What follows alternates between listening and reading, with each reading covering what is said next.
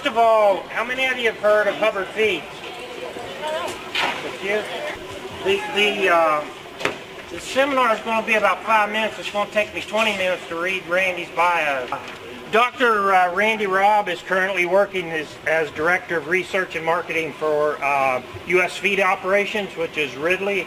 We're owned by Alltex. Randy is recognized authority in equine growth physiology and has authored or co-authored numerous articles on scientific journals, as well as having written many articles for popular press. He also is a frequent speaker at educational, research, and industry-related functions throughout the country, and was a 2011 recipient of the Fellow Award from the Equine Science Society. Prior to joining Ridley, Dr. Raub was Director of Equine Business Development and Technical Service from 2007 to 2011, and is Director of Research and New Product Development from 2001 to 2007 for the Horse Business Group of Purina. From 1989 to 2001, he was Head of Equine Teaching and Research Program at Kansas State, and was a 1999 College of Agricultural Faculty Member of the Year. He received his Bachelor and Master's of Science degree in Animal Science from the University of Illinois, and a Ph.D. with a minor in Physiology from the University of Kentucky. His Ph.D. work focused on effects of nutrition and exercise on bone and muscle development in growing horses, and while pursuing his Ph.D. he was extensively involved with the thoroughbred industry and maintained a farrier business. Upon graduating from college, he spent time as a packer and hunting guide in Idaho before starting his professional career. While growing up, he started colts for his grandfather, horse trading business, and during the summer would spend time with his uncle as a thoroughbred owner and trainer in California. Today, he and his wife Elizabeth are involved with the Western Performance and Ranch horses. So with all that being said, I think Randy is well qualified to be here with us today. So Randy, welcome to Florida. Thank you. Thank you, Ron. Thank you.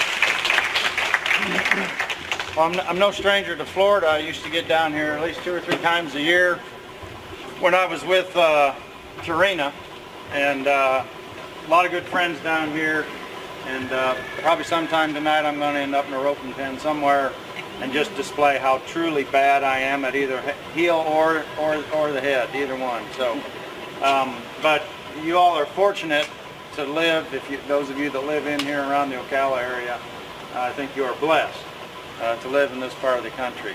Although coming from Minnesota and growing up in the north, I got to tell you, I don't know how you all survive the July and August down here, but I suppose you do just fine. I guess you asked the same question about January and February at -30 with no wind, probably. Yeah. So yeah, all right, fair enough.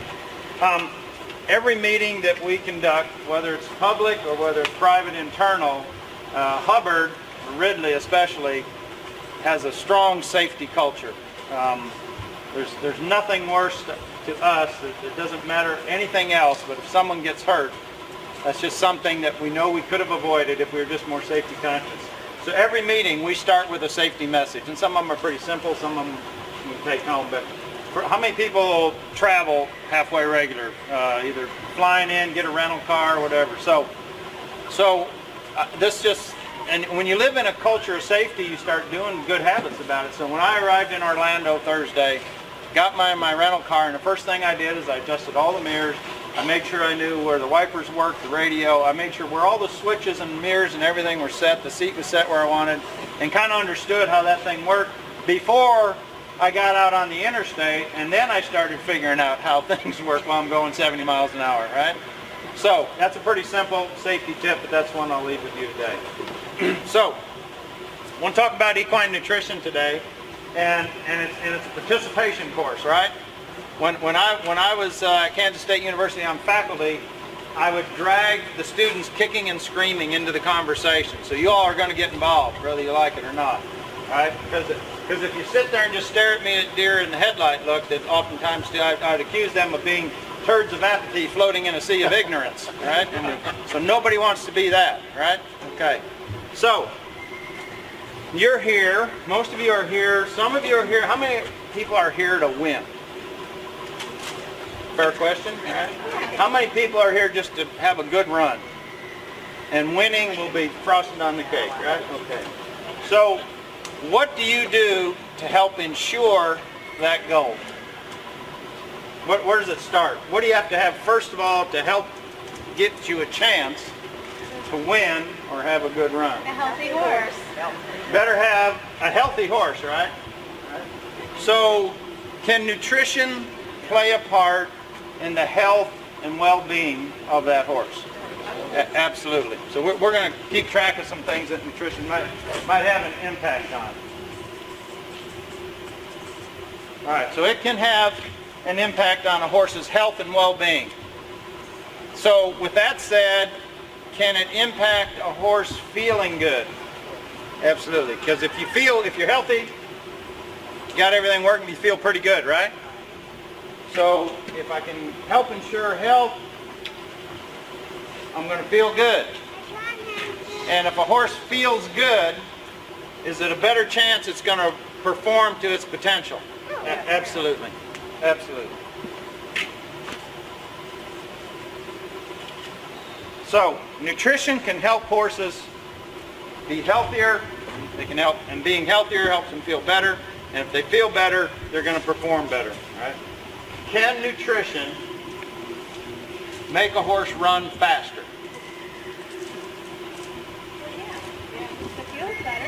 If it feels better, okay? That's right. So it can, let me ask it this way. Can nutrition take a horse beyond its genetic ability to run fast? That's pretty tough to do. A horse has a genetic ability to run so fast. Now, if you can nutrition diminish them reaching that genetic? Absolutely. But nutrition has a pretty tough time exceeding their genetic ability to run. Because I don't care what nutritional program you put me on, I'm only going to be able to run so fast because my genetic, muscle fiber, and conformation dictate that. That's all there is to it. You know? So nutrition can diminish a horse's ability to run fast, but it cannot take a horse beyond its genetic capability. So what might be the most important thing you can do to have a chance to win in a barrel? You better have a really good horse, right? You better have a horse that's bred for speed and has the genetic chance of running that fast to perform. Because if you get a Belgian horse in the barrel, I don't care what you're feeding them. They're probably not going to win the barrel race, right? Yeah, exactly. Exactly. There's a great example, right? Usain Bolt. Do you think every other sprinter that competed against Usain Bolt had as good a nutrition program as Usain Bolt? Probably. There's some that probably had a better nutritional program. But what did Usain Bolt have that nobody else had? God blessed him with a lot of talent, right? And nutrition will not exceed that genetic potential. So you better have a good horse, right? But nutrition can take a good horse and make him average. So what are the important things about nutrition that's going to help ensure a healthy horse, or at least help him make his genetic potential? If I lose you over here a little bit, you're going to have to move over here. Right? So don't, let's just, I'll do this. So, if nutrition is important to the health of this horse, can y'all hear me all right? Yes. You're going to have, if you can't hear anything, you're going to have to move over here.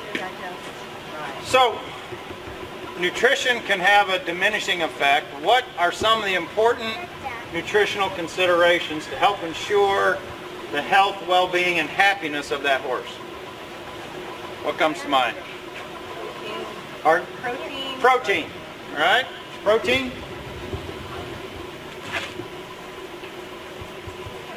What about protein? How much should I have? How much protein? So we want you to tell us. That's what we got you for. Is that right? That's why I'm making the big bucks? Is that it? All right. So, how much protein? Most of the time when you look at performance horse rations, they're going to be around that 12% protein. Let me put it this way. If you're buying a bag of feed, right, that feed normally is going to be somewhere in that 12% protein range, right? Some of them run 14%. Is that bad? I don't know. It might not. It's probably not that. And the other part of the diet, so there's this bag of feed, right? that's got 12%, you know it's pretty close to 12%. And that represents 30, 40, maybe 50% of the total diet in some cases. Then you got this piece over here that Larson does a better job than anybody on the planet, and that's the hay, right? As far as quality, consistency. But can hay vary in its protein content more than this bag of feed? Absolutely, right? So you've got some variance in your protein over here on the hay side. You got a 12% protein feed that you're feeding maybe 30% of the diet. Some of you maybe as high as 50%, right? So you've got some variance, but you probably at least need to be somewhere in that neighborhood, and the total diet somewhere coming in a certain amount of protein. If you want to look at it as a percentage standpoint, between 10 and 12% total protein, all right? And amounts of protein that a horse consumes is reflective of his body weight. Bigger the horse, more grams or pounds of protein it's going to have to consume, right? So it's a function of body weight. So you can be in that area. Now, protein, when you got, let me ask you this question. You got a bag of protein, or you got a bag of horse feed. One's at 12% and one's at 14%. Which one is better for your horse? They're both the same price. Depends on your horse. Might depend on your horse. What else might it depend on? Their workload. Workload. So if I'm at a heavy workload, which one you want to go for? 14% at a heavier workload?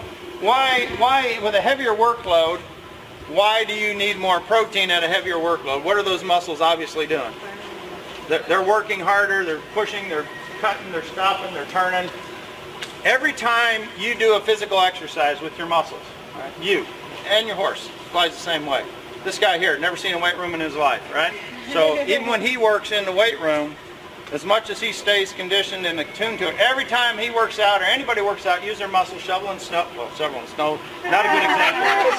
All right. All right. Shoveling manure. All right. Shoveling manure. All right.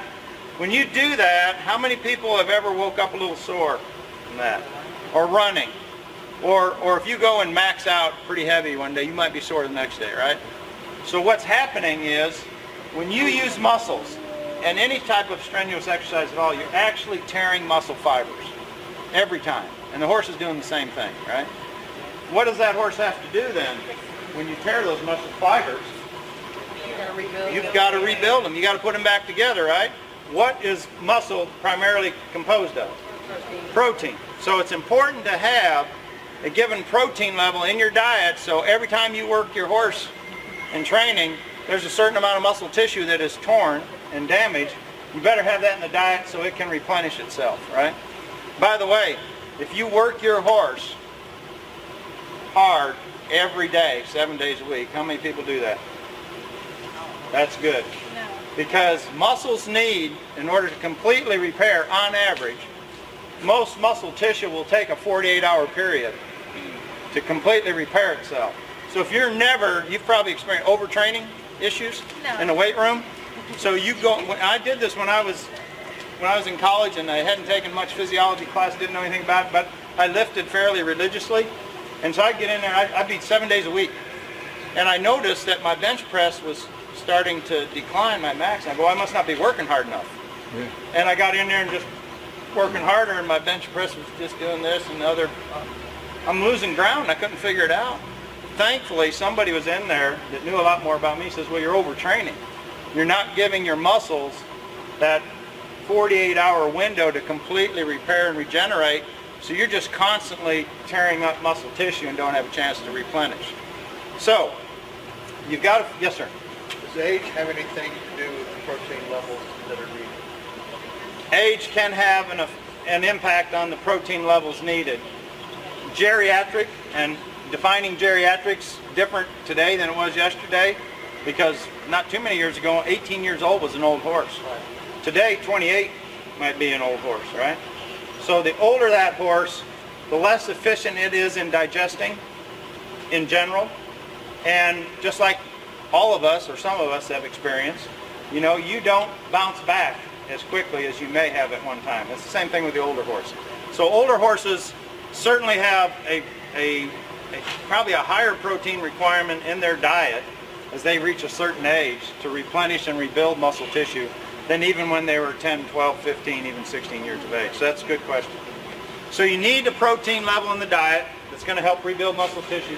You need at least sometime during that week, about a 48-hour period where you're not just ramming and jamming and working really hard, right, to give them that recovery period. And somebody said, well, I'll choose this 14% because I'm working hard. Is the percent protein the only thing you need to consider on that bag? Fat? Well, let's just stick with protein. Is the percent of protein the only thing regarding just the protein? Is that the only thing in, pardon? Where it comes from, all right? Or where it comes from might dictate the quality of that protein. When I talk about quality of protein, all protein is made by what we call these tiny little things called amino acids. Stuck together makes a protein, right? Well, depending on the types and the number and the sequences of those amino acids, that will determine that protein's, one, availability and digestibility, but two, more importantly, it will determine the type of amino acids that eventually gets broken down and are available to that animal, because an animal can't use just straight protein. They can't just absorb that through their small intestine. They have to break that protein down into small little amino acids, which are then absorbed from the small intestine. They get in circulation, they get to the muscle tissue, and that muscle cell will grab those amino acids and stick them back together to grow protein. Right? If I have an amino acid content of that protein that's not very reflective of the amino acids my muscle cells need to rebuild protein, is that protein going to do me much good? Not much good. So I could have 20% protein, and if it's really poor quality or doesn't have an amino acid profile that's conducive to regenerating tissue, that percentage means nothing to me. You may have a much better opportunity to serve your horse with this if the amino acid content reflects a higher quality protein. And generally, they'll look at amino acid content, and lysine is the first limiting amino acid, meaning your body needs more lysine than any other amino acid. So I would suggest that I really don't care what the feed may or may not be for, whether it's growing animals or performance animals, but you probably shouldn't be less in the lysine content that protein reflects than 0.7% lysine. Right?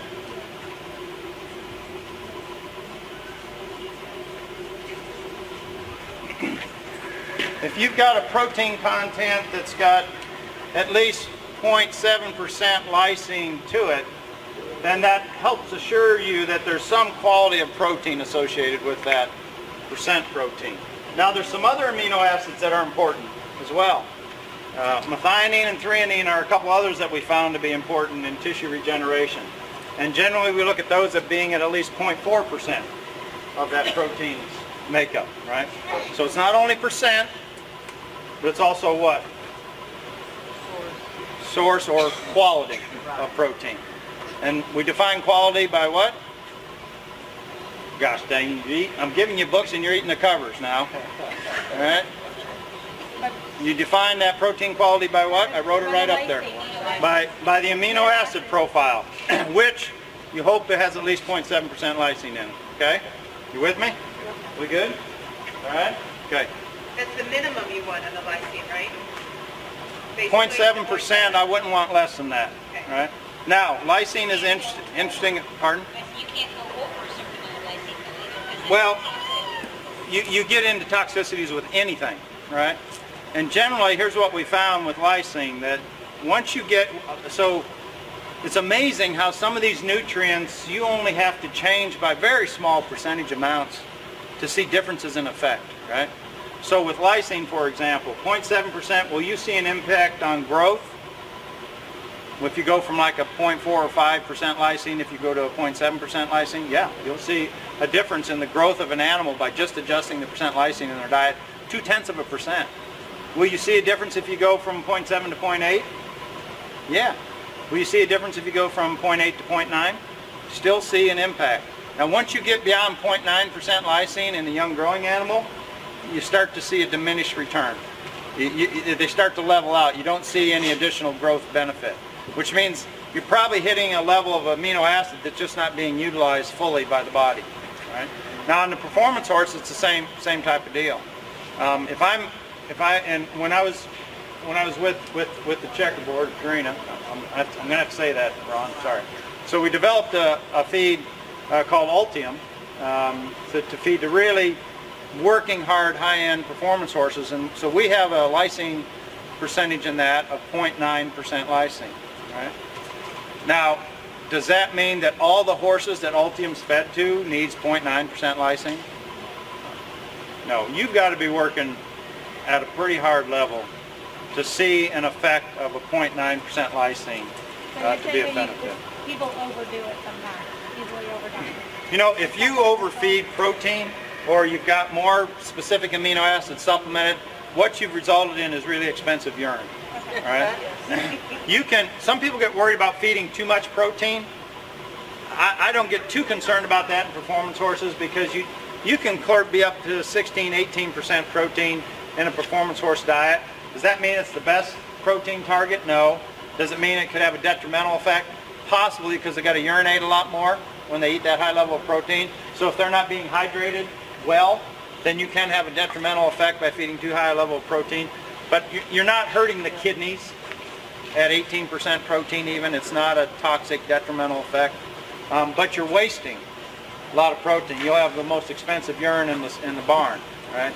And what will have a negative impact on performance horses, when they're urinating a lot, what does that produce in that barn? Ammonia. Does ammonia have a negative effect on a horse's respiratory ability? Yes. Absolutely does. All right? So there's a negative by the fact that they're going to have more water and make sure they're hydrated. In this country, I mean, you're already challenged there, right? You're going to have high ammonia levels in the stall. That's not good. Right? What does it do to your bedding costs? Increase your bedding costs. So not only are you urinating out what usually is the most expensive ingredient in a horse feed, protein, but you're also increasing your bedding costs and you're creating a respiratory environment that's not good. So there's lots of reasons not to have an excess amount of protein in a performance horse diet. Right? But make sure it's a quality protein and not just a lot of protein. All right, so we covered protein pretty well. Any questions about protein? What's another thing that you need to help that horse be healthy and happy and perform well from a nutrient standpoint? Or yes, huh? Fat. Okay. We'll say fat. You have what? She got a fat. You got a fat one? You got a fat horse? Well, then you're probably doing all right on the fat side. Yes, we are. So fat in and of itself is a source of energy, right? Do these horses out here need energy? Yes. Yeah, plenty of it, right? So fat is a source. So we're gonna, something else we're gonna need is energy, of which fat is a source. And fat is the most energy-dense feed we can eat or any other animal can eat. Right? There's more calories per pound of fat than anything else you can eat. Right? So, great source of energy and calories. Right? How much fat is usually in a horse's diet, typical diet? If you're feeding a typical concentrate and hay at 30% concentrate, you're lucky if you're going to be somewhere in that 4 to 6% total fat, if that much. Particularly when you kick in the hay, that might be pretty low in fat, 2 or 3%. You know, so it'll be relatively low in fat that they're consuming, right? Where are some of the high-fat diets? You see, all right, 10% in a concentrate would be considered a high-fat, right? The Cool Command of Hubbard's runs about 7% fat, right? So that's still a high fat. Right? So it's a good source of energy. It's a good source of calories. Horses utilize fat very well. All right. Now, what's the downside of fat in a 50-pound bag concentrate? Especially if you get up around 10%. The downside is sometimes horses back off of a high-fat concentrate. They may eat it initially, but after a week or 2 weeks of feeding, we've seen this repeatedly, some horses just start to back off. They develop some palatability objections to that higher fat concentrate. We don't fully understand why. We know that some of it has to do maybe with sources of fat. So, fat is a good source of calories. Sometimes if you get too high of fat, you might run into some palatability issues. Horses don't have any problem digesting fat. They'll utilize it very well. What's another source of energy or calories in that horse's diet? Carbohydrates, all right? And when we say carbohydrates, what are sources of carbohydrate? Where do they come? What makes up? Where do we get the carbohydrates in the diet? Grain. The grain portion, so the oats, corn. Spaghetti. Yeah. Yes. Those of you that feed your horse spaghetti, that would be considered a carbohydrate also. What's the biggest part of the horse's diet that we get carbohydrates from, right? So